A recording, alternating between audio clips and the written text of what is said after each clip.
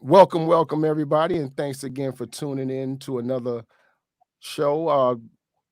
Welcome, everybody, this Memorial Day. Welcome to the Reset. Tonight, we have a really good show for you. Tonight's show is called Black Activism, Advocacy, and Autonomy. Tonight, we have a very special guest, and tonight, we also want to try to do a call-in show later on. Our call-in number is 708-414-0849. Um, Want to thank everybody also for tuning in last week to last week's show. We've just started a series on activism. I wanted to highlight some of the local activists and advocates for the different communities around here, and give an opportunity to them to spotlight and showcase who they are. Um, as always, tonight we will have a lot of information for the public. And tonight we're going to start the show off playing a little video that I came across. Thought it was interesting on Facebook, actually. Everybody take your time, and we're going to take a look at this video. Give me just a second while I screen share, and we'll be back to introduce our guest. Just a second. Got that there. All right. And here we go, guys. And this is a chart that I think says in another way what he so profoundly provided us today. This chart to me represents beautiful, educated, moneyed Black people all over America. It could represent Black organizations. It could represent Black churches. It could represent Black social and civic organizations.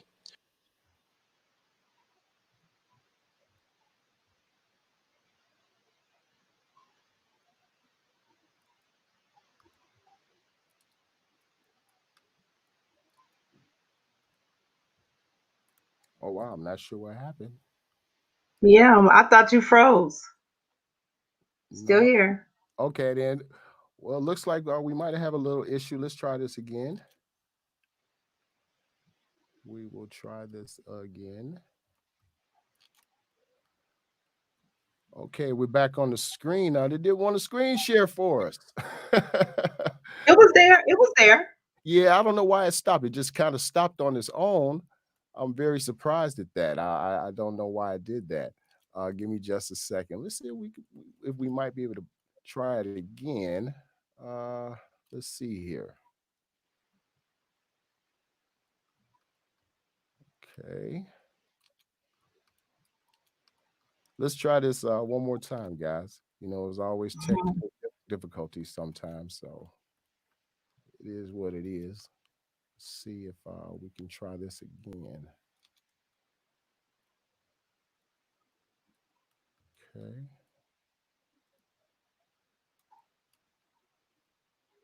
As in another way, what he so profoundly provided us today.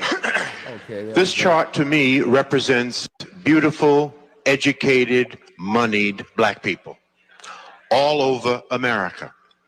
It could represent Black organizations. It could represent Black churches. It could represent Black social and civic organizations. And what you will notice about these beautiful Black people all over America is that everybody is doing their own thing, caught up in a Eurocentric value of rugged individualism, having forgotten that it takes a village to raise a child. There is no power here, brothers and sisters. There is no power here. Power is most effective concentrated. You can take a 55-gallon drum of water, spill it over, it will disperse, find its own level, and eventually evaporate. You can take that same 55-gallon drum of water, put it under pressure, put a lid on it, put a hose in it, put a nozzle on the end of that hose, and it can cut concrete. There is no power with us being disconnected. See, there's nothing wrong with dispersion. I live in Cleveland, you live in Atlanta. We have folk in the Caribbean, we have folk in Africa. That's dispersion. That's okay, but we do not have to be disconnected. We are a disconnected people. We are powerless in disconnection. This is where all the power is. You see? This is where all the power is. Whether you are at the center of your own network or part of someone else's network, this is where the power is. There's a beautiful, beautiful African proverb that says, when spiders unite, they can tie up a lion. When we connect, because we are disconnected, we're disconnected from those of like mind. We're disconnected from the best practices in our community. I don't care what it is that you want to do, what profession you want to engage in, what business you want to get into. I can introduce you to brothers and sisters all over America that they are doing it to death. You just don't know who they are. You are disconnected from them. There is no power in disconnection. Okay? When we connect, we prevent interlopers from coming into our communities and taking and destroying at will. Hi, George. Try to open up the Booker T. Washington delicatessen in Chinatown and see what happens. So we must connect. We must connect the dots. That must be the movement for our people in the 21st century. We need a lot of us doing a little instead of a few of us doing a lot. We need to get together to get ahead. That is why we must network. All right. Wow. All right. That's kind of powerful, right? Let me get on back here. Yes. Yeah, I came across that video last week actually. And soon as I heard it, I was like, wow, that's very powerful right there. And it really fit into the theme of kind of what I want this evening to be about. Connecting the dots. What's the African proverb that he said? Spiders can wrap up a whole lion. Two spiders can. A whole lion. Yes, Yes. absolutely. And so, connecting the dots.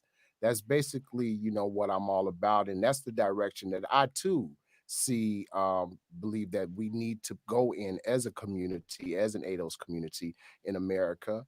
And so, with that being said, ladies and gentlemen, I have with me tonight special guest. We have with us Miss Mary Foltz. She is the CEO of the CANE organization located in Aurora. And with that being said, I am going to turn everything over to Mary so that she can introduce everyone to who she is and what her organization is about and her whole entire career being an activist and an advocate. So, Mary, take it away. Hi, everybody. Okay, Andre, remember it's CAN, CAAN, but CAN. Okay. So, and CAN stands for Community Advocacy Awareness Network, which means can because anyone can do anything they put their mind to. Advocacy because we advocate on behalf of others. Awareness, we make people aware of already existing programs, and network because we network with anyone. And that video you just played was very powerful because it actually wraps up CAN. Okay. And that is one of the things that we advocate for so strongly. We advocate for unity. OT. And not only do we advocate You have 5 seconds to pick up for whatever you unity in our own, with our own culture, but we say unity amongst all people. I'm getting some feedback. We got you. It was a technical thing came in. It was a page to try to. Okay. You're good. Okay, that's fine. Okay, so yes, and so with CAN, what happened was back in 2001, there was like here in Aurora because we're based in Aurora, Illinois. There was a lot of violence here, a lot of shootings, a lot of deaths, and everything. And all of a sudden, our city became a ghost town. So what happened was, with just cookies and juice, we started going into the vacant lots and dealing with the youth and giving them a safe haven. And when people noticed that, we were out, we were not afraid, and there was just a few of us, that you had different, pastors and different people giving us basketball hoops and things, of that nature for us to be able to help to nurture the kids. And we literally, just a few of us, we would end up with maybe 3 of us, about 98 kids. And kids, being respectful, teaching them, morals and things like that. And it started out, just from a safe haven, and a few years down the road, by 2005, we ended up with an organization because we're doing so many different things. So, with that being said, Can is an organization where that, we welcome everyone. We go out, we volunteer with other people. We're very strong on youth, veterans, and homelessness. And so we also allow other organizations to come in and partner with us, and we partner with them. And so, like here in the city of Aurora, they had the 100 volunteers to help out with the Christmas decorations in the park. We went out and we volunteered with that organization. The parades, we go down and we volunteer when the city is doing the parades here in Aurora. Simply Destiny, has a group of kids. Their group is made up of kids that either have had a family member that unfortunately had suicide in their family. I love Miss Liza and Martin, who runs that program, because Miss Liza's daughter had committed suicide a few years back, and her program, is based out of that. So when you look at what CAN is all about, CAN is all about everybody. Here, anyone can play a part. Anyone. And a lot of things we do is with our own funding and everything, which is really hard on us. However, it doesn't stop us though. So Absolutely. Okay, that sounds yeah. good. Sounds like Ken is doing a lot. How long had did you say that you've been around since? In 2001, we actually was doing everything in the vacant lots and everything. 2001. By 2005, there was the biggest article ever ran in the Beacon News, and it was called "Standing Her Ground," and that's when you got into the activism. Okay. That's where it came from. All righty. All Yeah. righty. Okay then. Well, being one of the activists that we're gonna have continue to have in the series, I got a few questions for you. I wanted to run Mhm. your way. Um, in your opinion, Mary, why is activism needed in today's Black community? The reason why I personally feel that it's needed is because you have every nationality has this togetherness, and every nationality has such a togetherness where, and this is not, being, I'm not racial profile or anything like that, because I love everyone, but just like in the video it said that you're not going to take, a black store and put it into a Chinese community. Absolutely. However, Right. you can take a Chinese store and bring it into a black community. Absolutely. You can bring the liquor stores and bring them into the black community. Yeah. um and with the activism, we've had to stand up against a few things that we felt that we just didn't want in our community. We already had enough, in our community, that we didn't want, but then you had some things that were like, one of them was like the replica guns.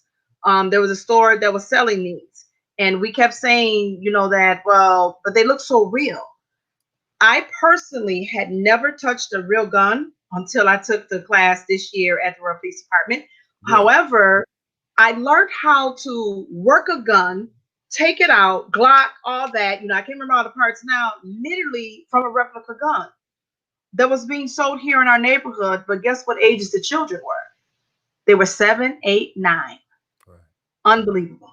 Okay. And we were, afraid that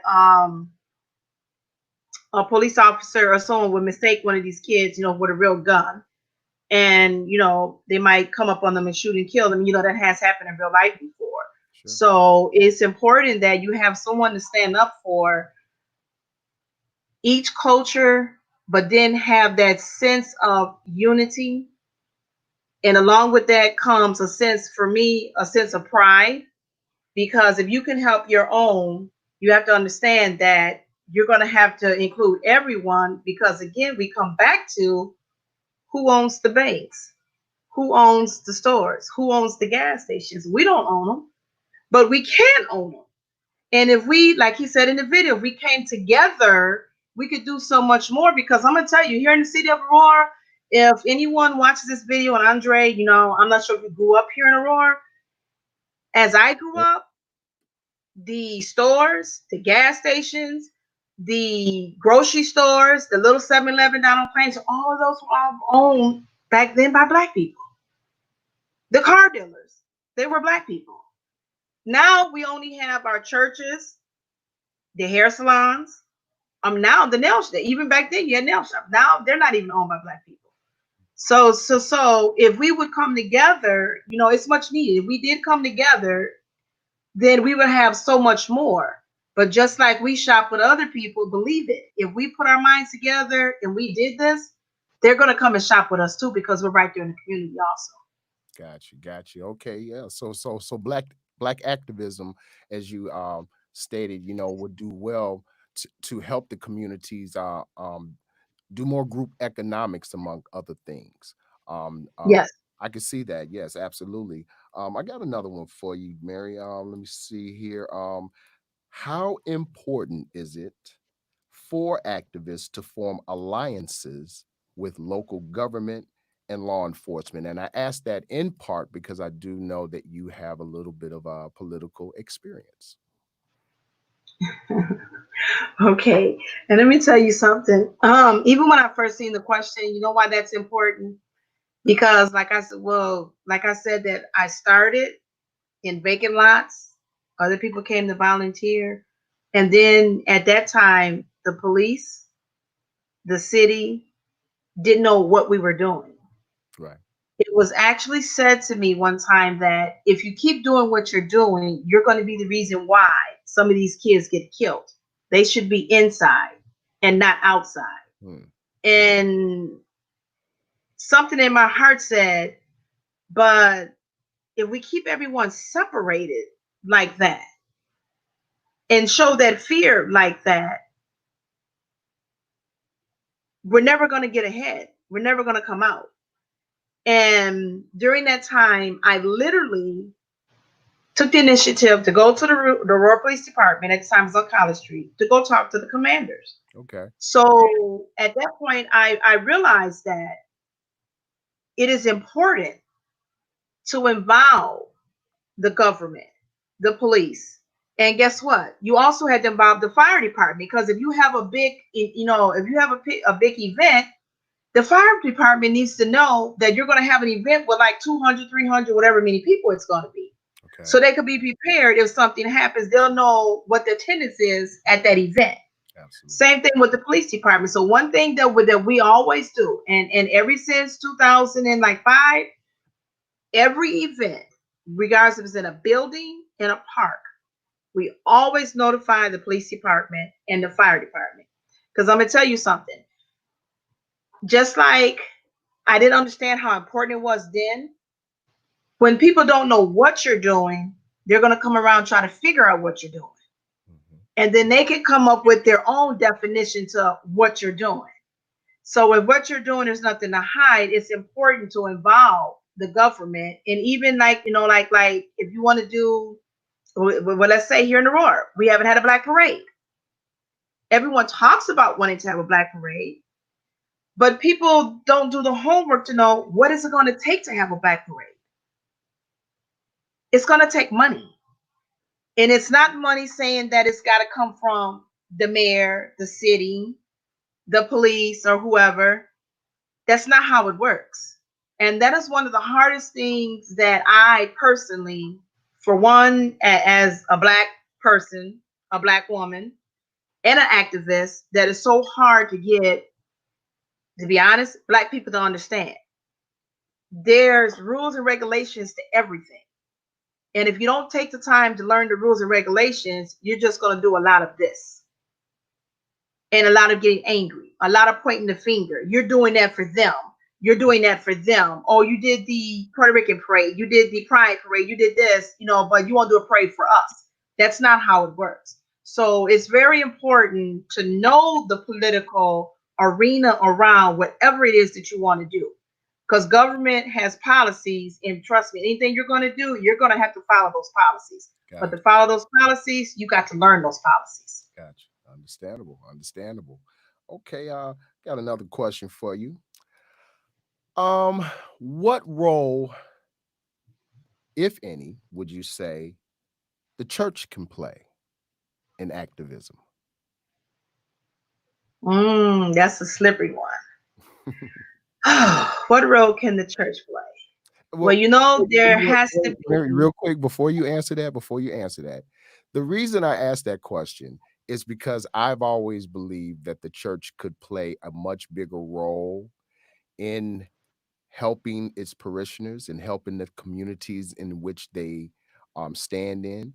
Um, but I do know there are plenty of churches that do a lot, but Yes. as a collective institution, I am not Mm. seeing them do enough. So, with that being said, as far as activism goes within those communities in which these churches stand, what role, if any, do you think churches can play? It's still a slippery slope. Reason being because I'm gonna be honest, growing up here in Aurora, I'll be 55 years old, God be willing, that I've seen the good, the bad, and I've seen the ugly. Sure, I've seen pastors in their younger days, and I've seen pastors grow older. sure. What pastors did in my younger days growing up, and I'm sure there's a lot of people that would agree, they're not doing now. And that's not to say all pastors, but again, we're coming back to policy. You have a separation of church and state. And when you get into the separation of church and state, in the middle of that are the not for profits. All churches are not for profits. Mhm. So, with the church, even if you take it right now, matter of fact, we use an example with the coronavirus being here now, COVID-19, when the churches had to close their doors. And I'm sure everybody's seen, there was a lot of pastors that did not want to close their doors. And they were saying that it was unconstitutional. So if you go the government dictating what we have to do, you have to follow or you're going to get fines and fees. But if you go verbatim the Constitution, you're violating our constitutional rights by telling us we got to shut our doors. So you had to, that there's a very thin line there. So do we close our doors and follow what the government is saying, or do we keep our doors open and risk and not have our constitutional rights violated? So that was a very slippery line. So when you look at what can churches do, we're still coming back to the government. That there still are guidelines and regulations that has to be followed. It seems like it's unfair, but a lot of people, if you have a smaller church, it's easier for you to do things than if you have a larger church. If you have a larger church, you're more governor because the more people you have, the more finances you are bringing in. Now the government kind of needs to be in your business because you made a lot of money. If that makes any sense. So to answer your question, it's a slippery slope right there. That I would love to see all of the churches do what used to be done. And again, when you come to that separation, like we have in the community, and there's a lot of pastors that will tell you the same thing, that there's a lot of separation between the pastors, between the churches. There's a whole lot of that going on. And it's a lot of me, my, and I that happens, whether it's in the church, in the community, and it's so sad to say, even in our own homes, when it comes to African American people.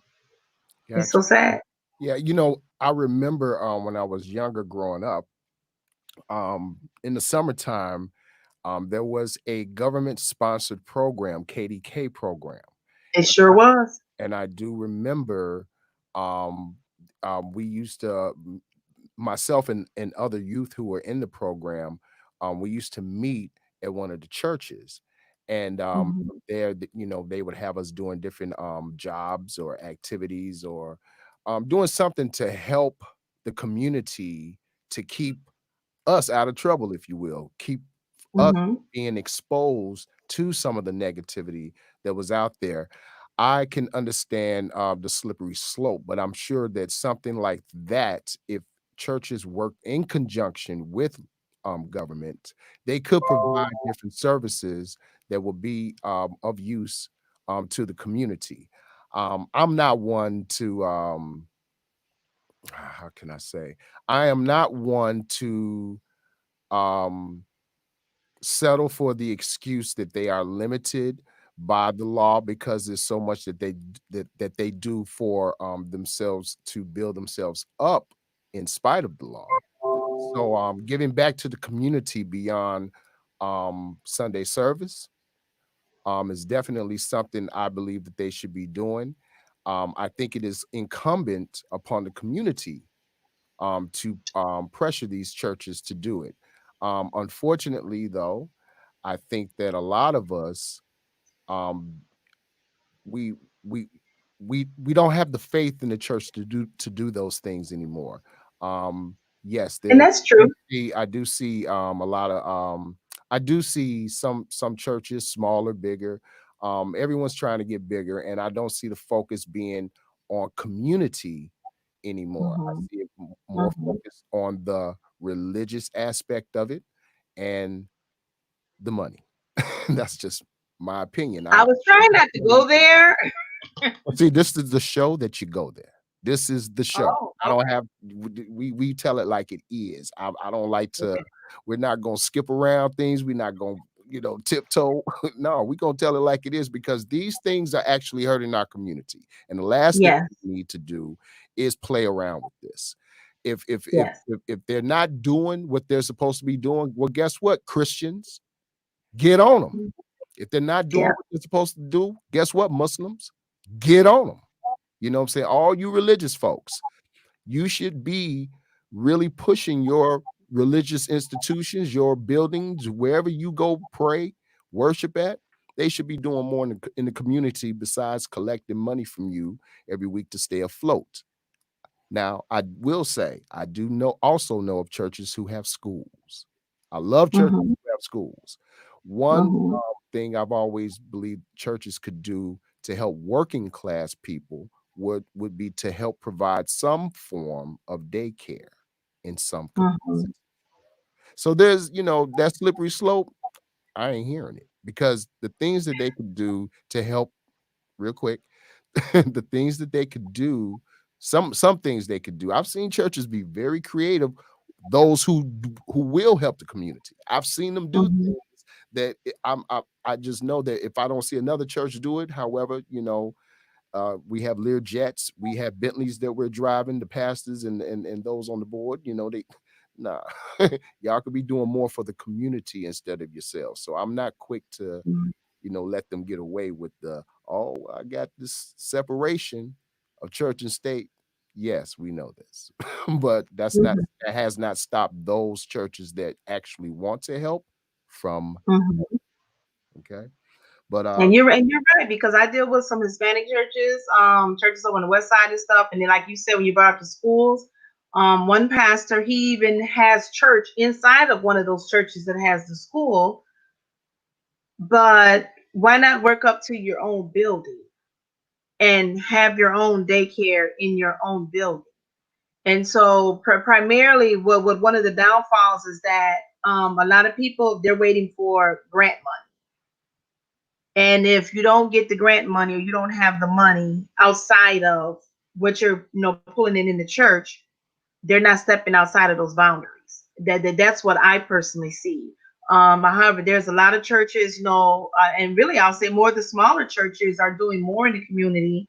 But see, now that you brought up KDK, see back in the day, it was like if you needed help with your light bill, your utilities, if right. you needed help with, your rental assistance, then you could do that. Nowadays, and even back then, if you needed food, you can go to the church and eat dinner, take your kids and all that, because I've been there, done that. Yeah. Nowadays, people are only feeding the homeless. Mhm. But and just like now with the whole coronavirus, a lot of people lost their jobs. So the food pantries and stuff, they got over flooded with all the people. And I kind of felt that the churches should have picked up some of that Yes, instead of and putting some all of did, it on the and bench. some did, and I did see reports. Some did, a lot of them did actually. But yeah, I mean, when it comes down to community development, and whatnot, absolutely, I believe they can do more. Okay, Yeah. I got another one for you, Mary. Let me see here. Okay, Should an activist organization or an advocacy group become a nonprofit? Why or why not? I can answer that both ways. I'm going to go with the why not first. First of all, are And you a non for profit? yes, we are not for profit, Okay. and and we just became a not for profit within the last couple years. Okay. So from 2001 to 2018, we were not a not for profit. And the story goes like this. People would always say to me, many people would say to me, you're doing the work, but you don't have the piece of paper. You don't have, the paperwork to go along with what you're doing, but no one never said not for profit. No one never helped or guided me in that direction or showed me what to do, what they were talking about. So I personally would go to Wabansi, pay for classes, work for certificates and things like that, trying to get whatever piece of paper they're talking about because, I had some health issues. And here we are all the way to 2018 and again, I use my own funds to go through the law clinic to get that, get it done and pay the fees to the government, the state and all that there, use my own money to do all of that. Because again, there was no one to help to pay the fees or anything because everybody was being so personal. And it seemed like there's a lot of selfishness, if I may, um, within a lot of people, even when it comes to not-for-profits. There's a lot of jealousy, a lot of me, my, and I there too. So my thing is the why not? If your heart is not really in it and it's not your calling, it's not for you. The why is because financial wise, nowadays, they made it where that to apply for grants and things like that, it's unfortunate, but you have to be a not for profit.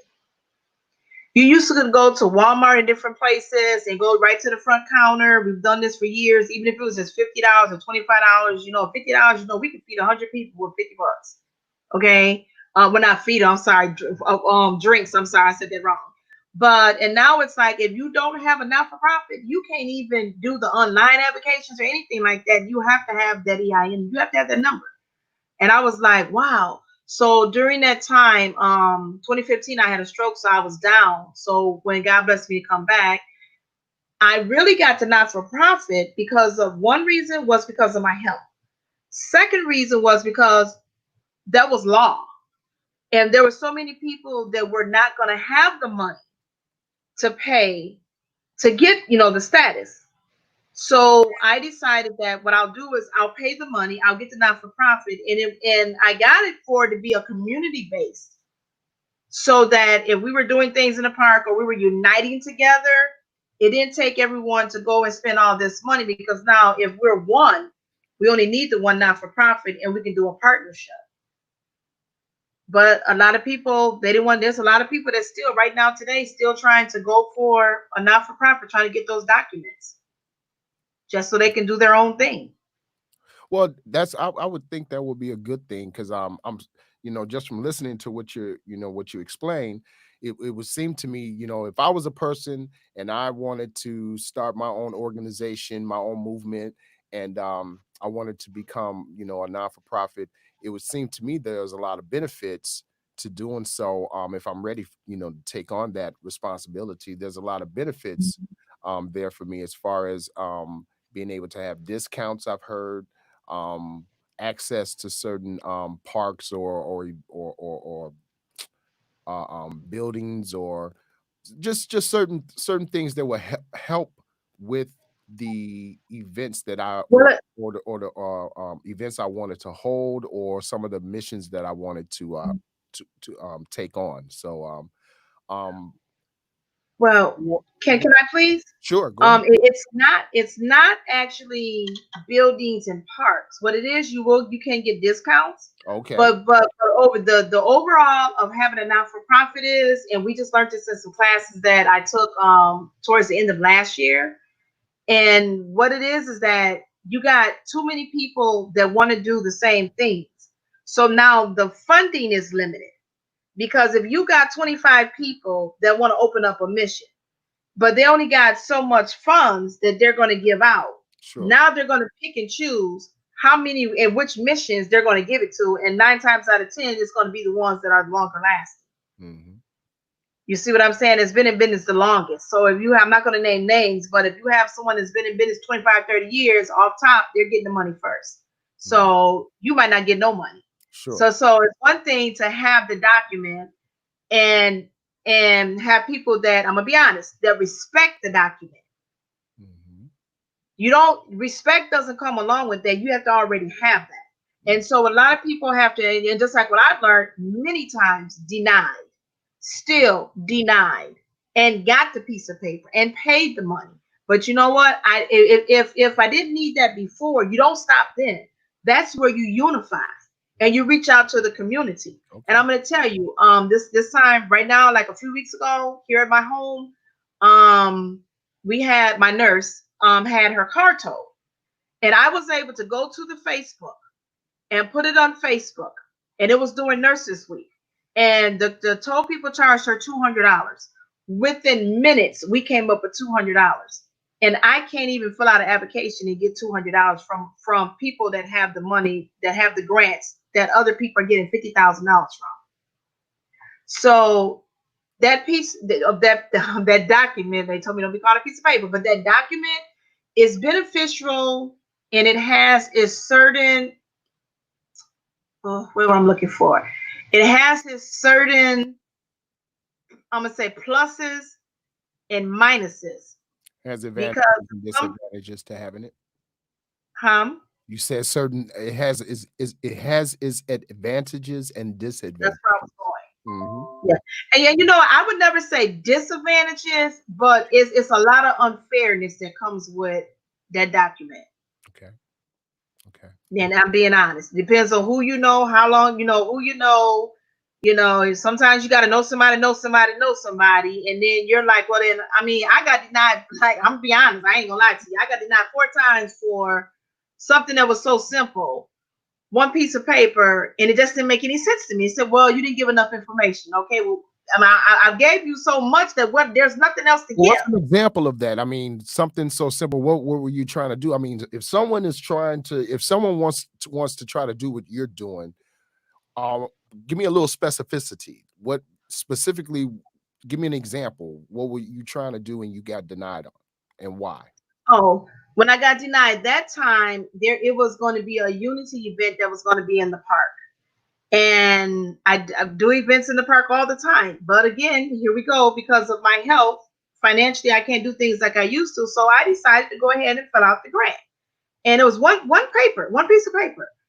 All you're saying is what you're doing, how much it's going to cost, how much you're going to put into it, and how much you're asking for. It was just so simple.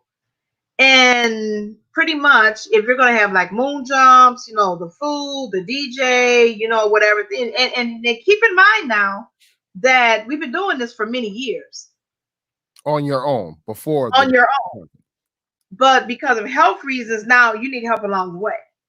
So you're gonna reach out and fill out the paperwork now, and only to keep getting denied. And then you see people that are doing lesser than what your organization is doing and getting a lot of money, Mhm. and they're saying to you, that, well, I can't believe you got denied, we were given this much. I said, really? And I'm not combative, so it is what it is. So what I did in that situation too, I started with my own money, reached out to the community, and we came together, and I promise you, we must have serviced over 500 people in the park with no help from the grant that could have helped make that a whole lot easier. So without We grants, you are dependent upon donations, correct? Yes, Okay. yes, pretty much. That's it.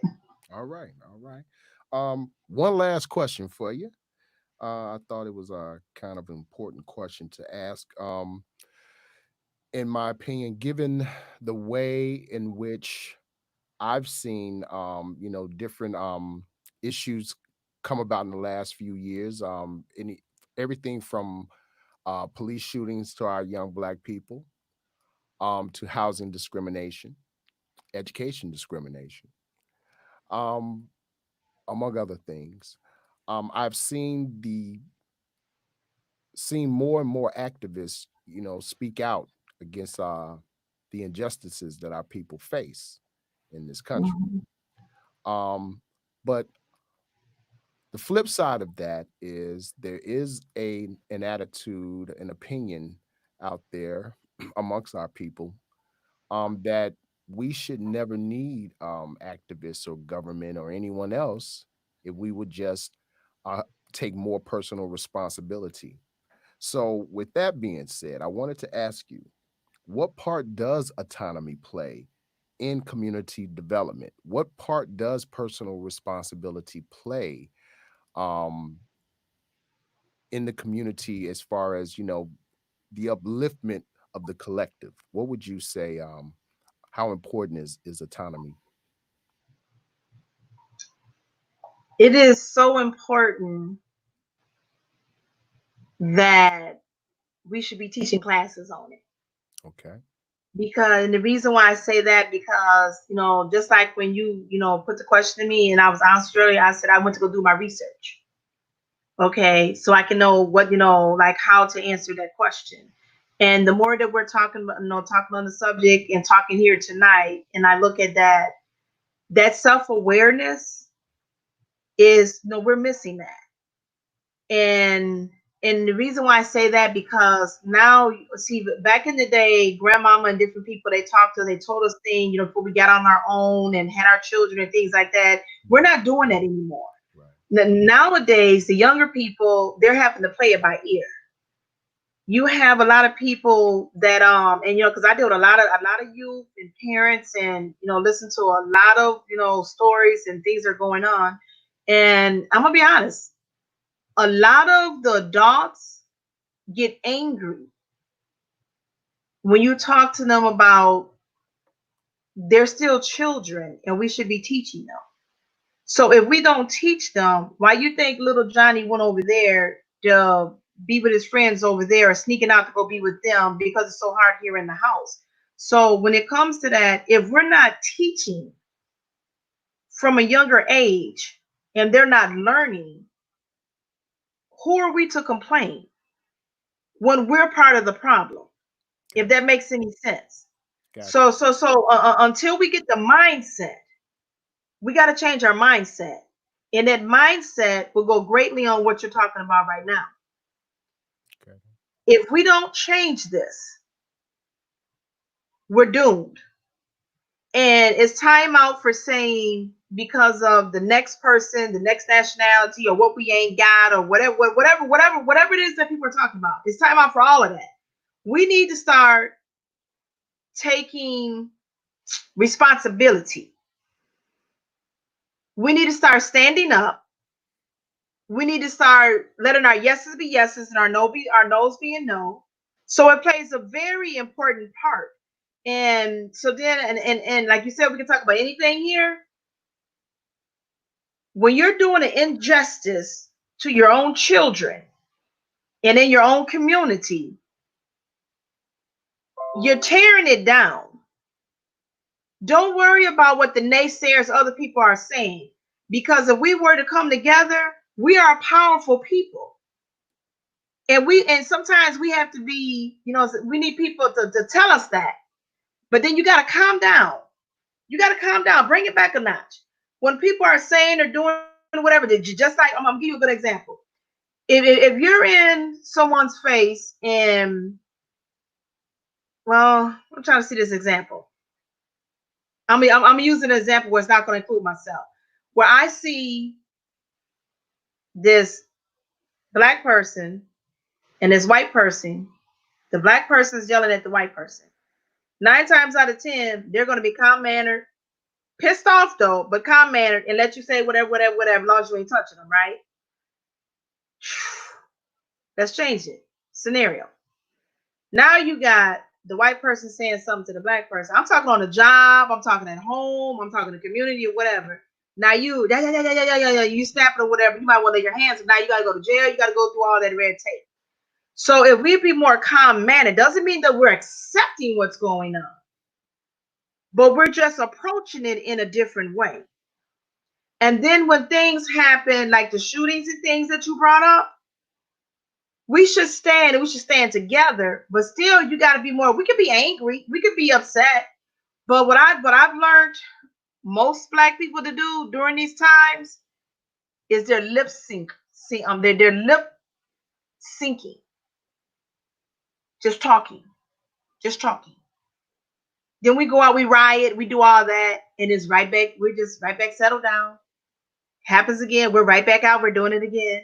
So it's very important. But it seems like that we need to be, and I'm saying we, no, but I'm black too, that we need to be taught all over again. Or the ones that are already there need to not be ashamed, even if we make them angry, not be ashamed to tell them it is what it is.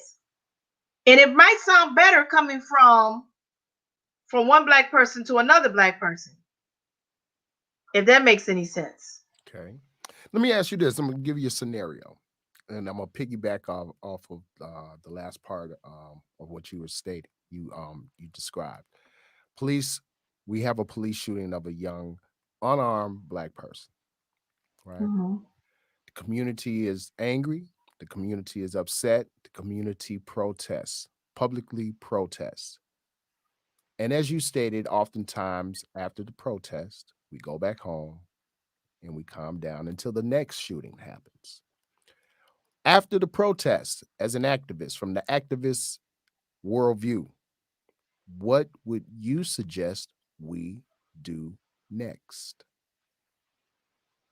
That's when the legislation, the word the legislations comes in, that comes in at. What should we do? People will go Specifically, out. what should we do? What should we do? After the protest is done, Mhm. it's 4 o'clock the next day. What we do? Be somewhere trying to get some bills to be changed, get some policies and procedures Who do we changed. go talk to? You're going to go talk to your legislators, state representatives, and people like that. And so a lot of people don't even realize. Let me say this real fast.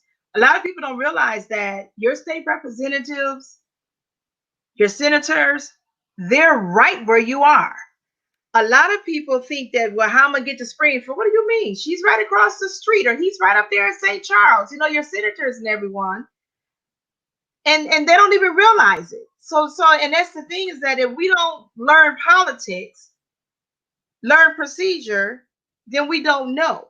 So rioting, what is it going to get you? And they're used to that from black people. Let's be honest. You're gonna go, you're gonna do all this right here, right there. You're gonna go sit down.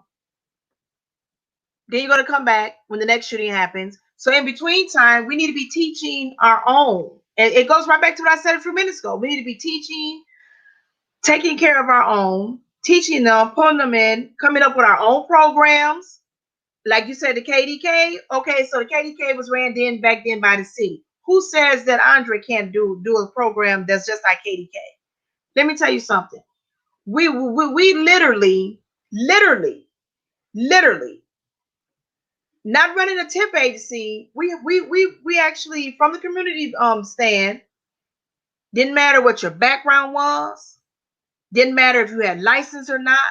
We went and got a 15 passenger 350, never even heard of this van before, van, very raggedy and rusty, but was able to drive and take people to work. And what we were doing was trying to help them to change their mindset. Forget about they told you because you was a felon. Forget about because mama don't want you there no more. Forget about your baby mama drama, this right there. You got to start being independent. And until we start, with that mindset, and help people along the way. Now, let me tell you something though. One thing I learned, people are tricky people. They will use you and take advantage of situations like that too. A lot of people, you think that you're helping, you're enabling them. And I'm saying that, and I'm not ashamed to say it, that at one point I had to respect the fact that I had became an enabler. I wanted to help everybody, want to help the world, want to save the world. And that's not the way it has to go either. People have to learn to be independent. They have to learn that you got to put your feet out there and take the first steps and let people see that you're doing it. If you come along, if we keep coming up on people and saving them, then they're just going to keep falling right. But they're going to keep on going out there and ride and come right back. So when they go out there and ride and they come right back, okay, now let's come together in a collective manner and let's see what can we really do together in a collective manner. How can we get another program like KDK going? How can we get it when someone's getting out of prison or whatever? How can we have a program that's designed to see them rise up and not fail? But you're gonna have to have unity there. You're gonna have that. Put away all the foolish stuff. You're gonna be able to come together like that. Gotcha, gotcha. All right then. Well, we've come to the part in the show where, as usual, I read a article I come across every week. In today's article, and let me screen share again with everybody. Give me a second here. Come on, you gotta work this time. I'm getting it. I'm getting it. You know, I've only had this software for about a month or two, so You're just doing great. I'm getting it. I'm getting it. All right, everybody. Today's article is from the Atlantic, dated June 30th, 2016. Generational differences in Black activism. The contrasting approaches of DeRay McKinson, a prominent Black Lives Matter activist, and Mark Morial of the National Urban League. As the head of the National Urban League, Mark Morial is charged with leading one of the oldest and most significant civil rights organizations in the U.S. On Wednesday, he sat down on a stage with D. Ray McKisson, a prominent leader in Black Lives Matter, the most significant Black activist movement of that present. Over the course of an hour, both men sketched contrasting notions of what Black activism ought to look like going forward, sometimes in conversation with one another, other times in response to other panelists or my colleague, Mac Thompson, who had moderated the event. They spoke at the Aspen Ideas Festival, co-hosted by the Aspen Institute and the Atlantic. Morial began by touting his organization's annual State of the Black America report, which it has issued for 40 years, which is a very good report. If anyone gets a chance to check out this article, click that link. A lot of good information. He stated that Black activism is most successful when driven by facts, not opinion. A bit later in his remarks, he addressed Black Lives Matter directly.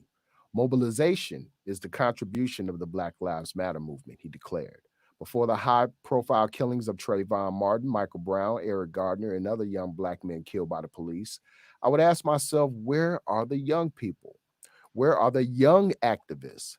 Has life gotten so good? Mariel said, because before that, you didn't see a visible movement.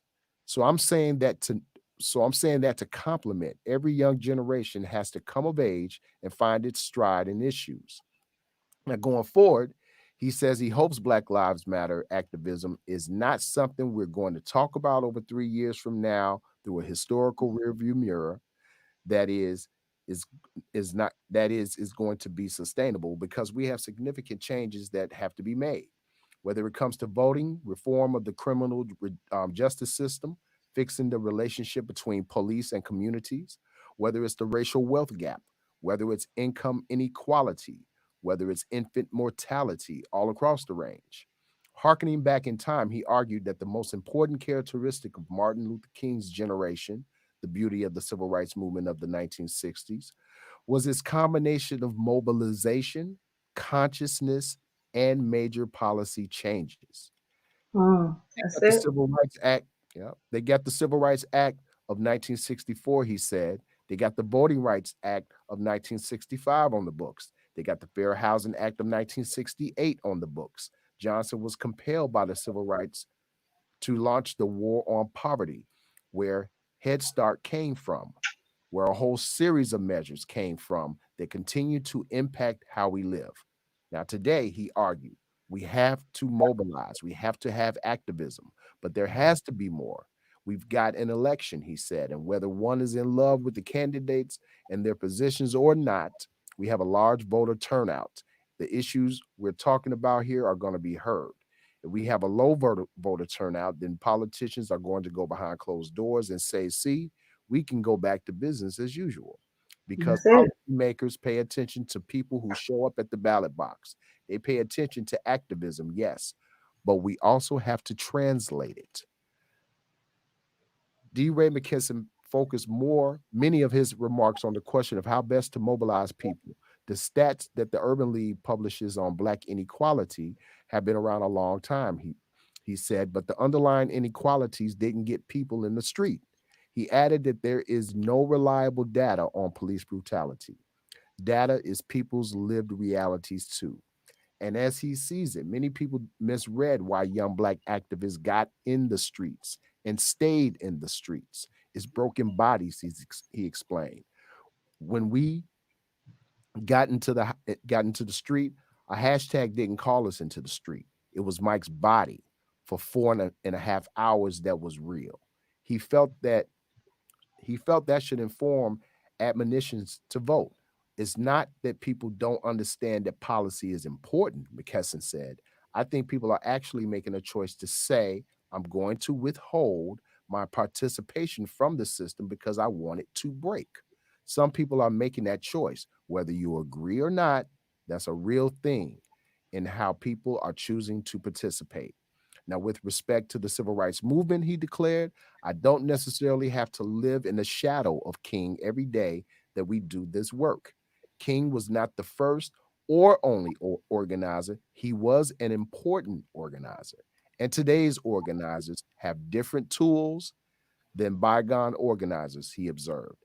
King had to protest during the day because they needed the tape to get to the news stations at night. I can tweet right now and have 400,000 followers. My words can ripple in a way they didn't have access to. Many times we talk about this without acknowledging that the space is different. Today's activists stayed in the streets for a long time, he said. Coming up on the end, people from older generations who now embrace the movement were like, go home. This isn't the way to do it. And we did it because we felt like we tried everything else and it failed. We called, we emailed, we voted. And we would tell people, Harriet didn't vote for her freedom. Voting is one of many tools, but it's not the panacea, panacea, whatever it's called. He hoped for better cooperation between generations going forward. There are people who want to be our parents and not our partners and our peers, he said. There are people who are just withdrawing from spaces saying, I don't want to go to fight you. I already fought the police and I fought them all day. So what I'm not going to do is sit in a room and fight an older person. I'm just not going to be in that room again. People come with these transformational moments like I get it now. Let me tell you what to do. That isn't what it means to be a partner. If anyone else would like to read this article again, this is from the Atlantic, um, dated June 30th, 2016.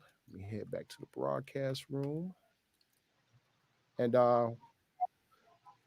in hearing that article, um, I want to ask you, Mary, what role do you see young activists playing in today's times?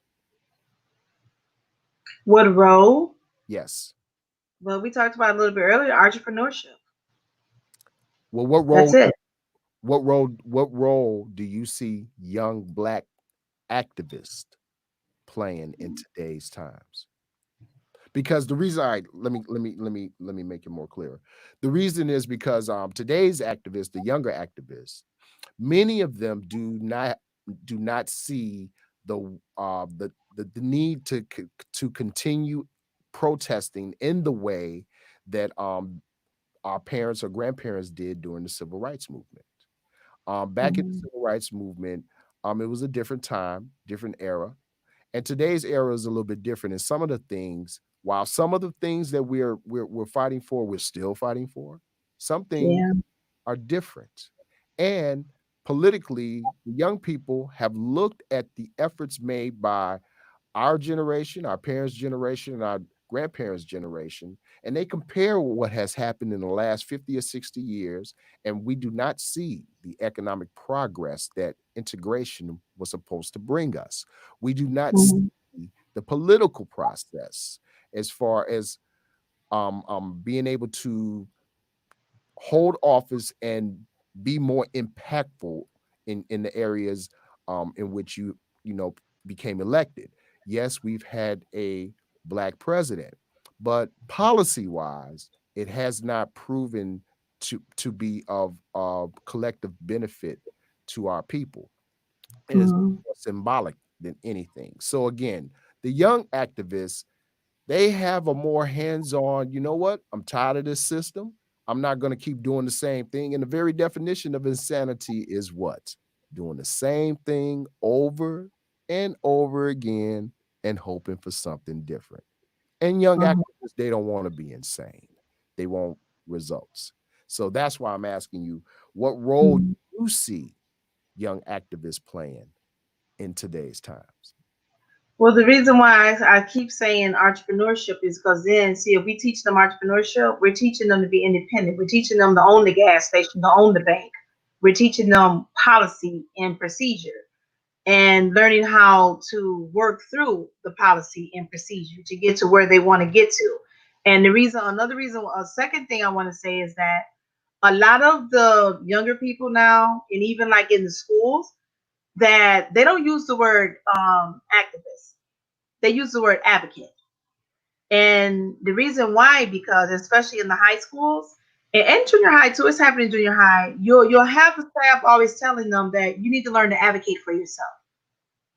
And to the younger generation, Do you have a light? advocate for my, excuse me, Excuse me, Miss Fultz. Do you have a light you can turn on? I Look do, dark. because it's starting to get the sun done went down. Hold on. Yeah.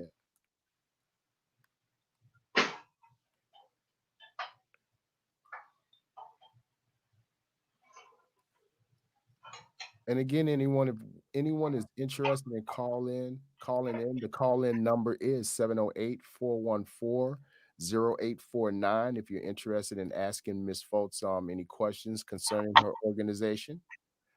Yes, that's a little bit better. Okay, because it got nighttime. Yes. Okay, yeah. Back to the answering your question though, is that we have to be able to teach them though, because when I was at East High, oh, I didn't mean to say the school, but at the school, most of the kids they want to be entrepreneurs. They don't want to go to college. They end up saying, what do you mean you don't want to go to college? Why haven't you fill out your FAFSA? Why have you done certain things? And it's because of, well, ain't nobody gonna let us do nothing no way, or my mom said, I gotta go get a job and things like that. So again, if we don't teach them, and it's sad to say, but a lot of times the teaching has to come from outside of the home. You know why? Because a lot of our elderly people, they're set in their ways, and even though they want change, they're not fighting for change anymore, and no one's teaching the younger generation how to stand up in the proper way. So they're angry and they come across just as that angry.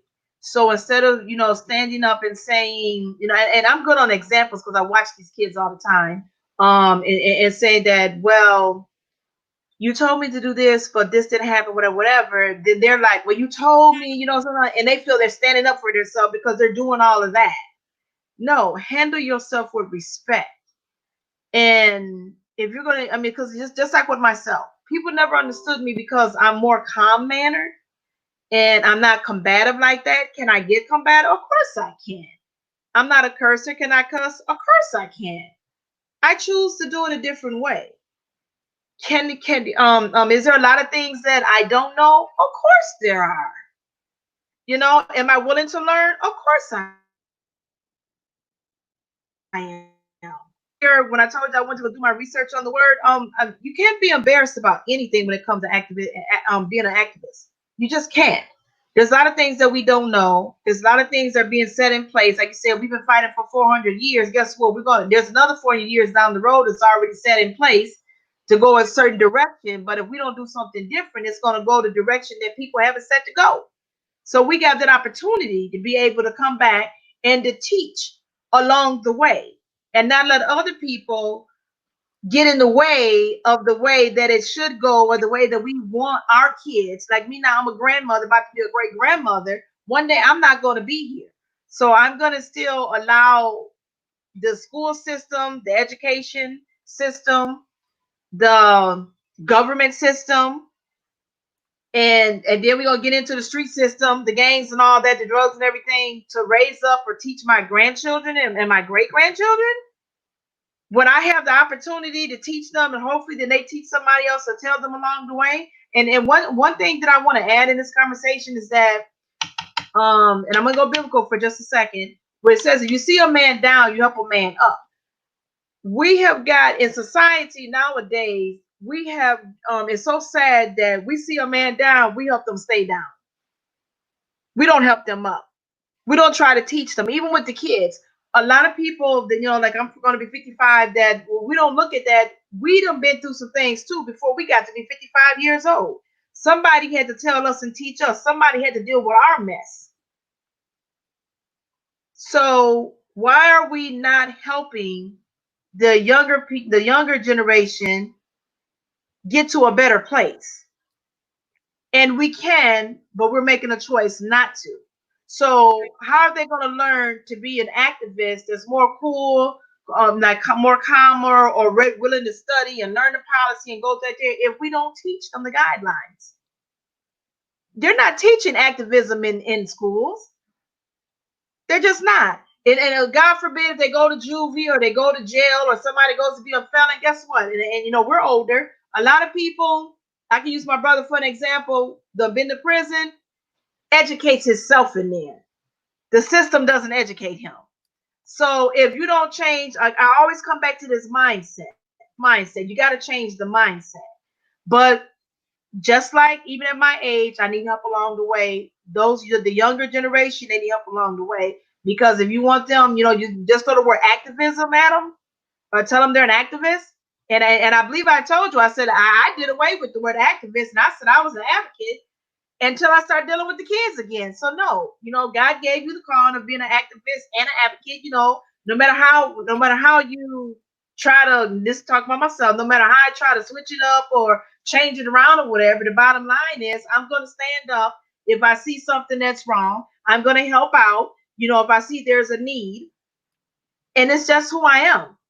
And am I going to get adversary and people come up against me? Of course, it's going to happen. It's going to happen. You use that term, it's going to happen. Gotcha. Okay, then. Well, I want to thank everybody for tuning in tonight. We've come to the end of our show, and I want to thank our guest again, Miss Mary Foltz from the CAN organization. Can CAAN. You can do anything you put your mind to. All right. Well, again, thanks everybody for tuning in, and next week we'll have another show for you. If anybody would like to contact me, you can reach out to Mr. Clay on my Reset page here on Facebook. Also, you can check us out on the Reset page on YouTube. Be sure to subscribe. Yeah. Click like on the video. We got to get those subscriber numbers up. But yes, thanks again, everybody, for tuning in. Thanks a lot, Mary. And Can I say something? Signing off. But did you hear me? Can you hear me? I can now. I had to end